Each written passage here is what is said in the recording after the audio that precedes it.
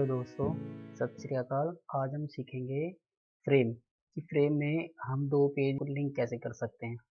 आज जब एग्जाम हो रहा था तो मैंने देखा कि मोस्टली प्रॉब्लम्स कहाँ पे आ रही थी कि लिंक नहीं करना रहा था। फ्रेम बनाना तो एक बहुत छोटा सा ही काम है, लेकिन मेन कंसेप्ट है कि आपको कौन सी फाइल कहाँ पे रखनी है, कैसे उसको सेव करना है, क्या लोकेशन देनी है, यही मेन बात होती है। तो आज मैं पूरी कोडिंग ना करके दो पेज अपने पहले से जो बने हुए वो ले लूँगा। तो मैंने पहले से क्या लिया, उसमें एक इमेज ली हुई है। इमेज का जो मैंने लास्ट टाइम जो ट्यूटोरियल्स करवाया था उसकी मैंने फाइल ले ली है, ये वाली। और एक मैंने टेबल ले ली है, ये वाली। अभी हम क्या करेंगे, हम फ्रेम के अंदर इस वाली फाइल को और इस वाली फाइल को, दोनों फाइल्स को हम फ्रेम के अंदर शो करवाएंगे। फाइल की लोकेशन से हमारा क्या मीनिंग है? फाइल की लोकेशन से हमारा मीनिंग है कि जैसे हम किसी को रास्ता बताते हैं, मान लीजिए मैं यहाँ पे खड़ा हूँ और मेरे को जाना है यहाँ पे, तो मैं किसी से पूछांगा मेरे को यहाँ पे जाना है तो मैं कैसे जाऊँ। तो वो बंदा बताएगा कि अभी मैं यहाँ पे खड़ा हूँ और मेरे को यहाँ जाना है, ये है गुड़गांव। तो गुड़गांव जाने के लिए मेरे को क्या करना पड़ेगा, मेरे को पहले इधर जाना पड़ेगा, ये फरुखनगर है, फरुखनगर से फिर मेरे को जाना पड़ेगा बसई धनकोट। ओके, बसई धनकोट जाके और फिर मैं पहुँच जाऊँगा गुड़गांव। तो ये होगी हमारी लोकेशन और ये हो गया हमारा पाथ कि मैं कहाँ से और कहाँ पे पहुँच गया। वही बात हमारी होती है फाइल की लोकेशन पे। मान लीजिए मैंने अपनी HTML की फाइल को यहाँ पे सेव करके रखा है, और यही लॉजिक होता है फाइल की लोकेशन का। फाइल की लोकेशन का क्या होता है कि मान लीजिए मैंने अपनी HTML की फाइल यहाँ पे रखी है और मैंने जो फाइल लिंक करनी है, HTML की फाइल में जो मैंने लिंक करनी है, मान लीजिए वो फोटो है या फिर PDF फाइल है या फिर कोई सॉन्ग है या फिर कोई दूसरा पेज है, वो रखा है यहाँ पे।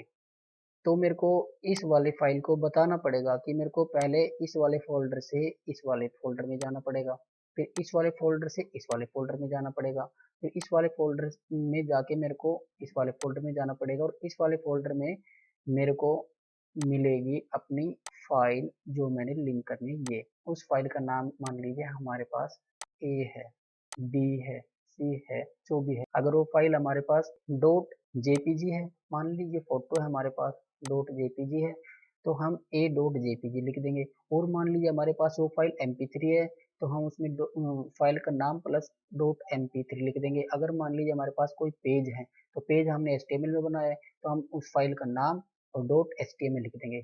मीन्स फाइल के नेम के साथ उसका एक्सटेंशन लिख देंगे। और जब हम ये लिख देंगे तो जब हम फाइल रन करेंगे तो उसको पता है हमारे फाइल यहाँ पे है, वो इस वाले फोल्डर से इस वाले फोल्डर में जाएगा।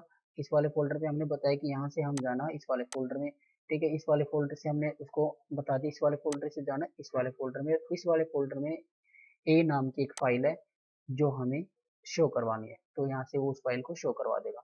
और अगर हमने इसको बताया ही नहीं कि हमें इस वाले फोल्डर से इस वाले फोल्डर में जाना है, मान लीजिए हमने अपनी फाइल यहाँ पे ना रख के और मैंने अपनी फाइल यहाँ पे रख दी और मैंने इसको यही पाथ दे दिया, तो ये इस वाले फोल्डर से इस वाले फोल्डर में जाएगा, फिर यहाँ से इस वाले फोल्डर में जाएगा, फिर यहाँ से इस वाले फोल्डर में जाएगा।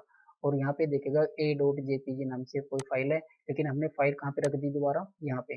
तो यहाँ पे जाके उसकी सर्चिंग पावर है वो खत्म हो जाएगी, वो यहीं तक देखेगा, उसके बाद देखेगा नहीं, और वहाँ पे जाके दिखा देगा कि यहाँ पे कोई a.jpg नाम की फाइल नहीं है और फाइल शो नहीं होगी। अभी हमें ये वाली फाइल और ये वाली फाइल फ्रेम के अंदर शो करवानी है। HTML close. और यहाँ पे ध्यान देने वाली बात क्या है कि हम यहाँ पे बॉडी नहीं लगाएंगे, बॉडी टैग। क्यों? क्योंकि हमें बॉडी के अंदर कुछ भी नहीं लिखना है। हमें क्या करना है, हमें ब्राउजर पेज को डिवाइड करना है। उसके लिए हम क्या करेंगे, उसके दो फ्रेम बनाने हैं, एक फ्रेम लेफ्ट और एक फ्रेम राइट। और कितने परसेंटेज का बनाना है वो हमारे ऊपर डिपेंड करता है, 50-50 का बनाना है, 70-30 का बनाना है, 80-20 का बनाना है, वो हमारे ऊपर डिपेंड करता है। तो आज एग्जाम में 50-50 का आया था, तो हम 50-50 का ही बनाएंगे। उसके लिए हम कर देंगे जी frame set, FRAMESET, frame set. Spelling का ध्यान रखें, अगर स्पेलिंग मिस्टेक हुई तो कोड रन नहीं होएगा किसी भी HTML की फाइल में। इसको कर देंगे क्लोज। पहले सेव कर लेते हैं ताकि हम आउटपुट देखते रहें साफ साफ। अब ये नोटपैड प्लस प्लस है, इसलिए हमने जैसे ही .html नाम से इस फाइल को सेव किया तो हमारे पास सारे टैग्स हाईलाइट हो गए, हमें पता चल जाएगा कि हमारा ये टैग सही है या नहीं है। अब मैंने इसको हाइट दे दी है, हाइट विड्थ 10 पिक्सल्स।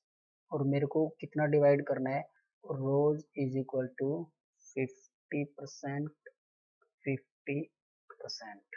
अभी हमने इसको डिवाइड कर दिया रोज के अंदर 50-50%। एक फ्रेम इधर ले लेते हैं, फ्रेम क्लोज,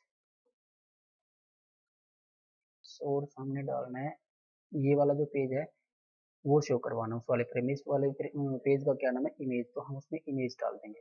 इस वाले फ्रेम में डाल देंगे image image dot html। Time बचाने के लिए हम कर लेते हैं इसको कॉपी, और दूसरे वाले फ्रेम में डाल देंगे हम टेबल वाले को। टेबल वाले का नाम क्या है, टेबल 3, TABLE, टेबल 3।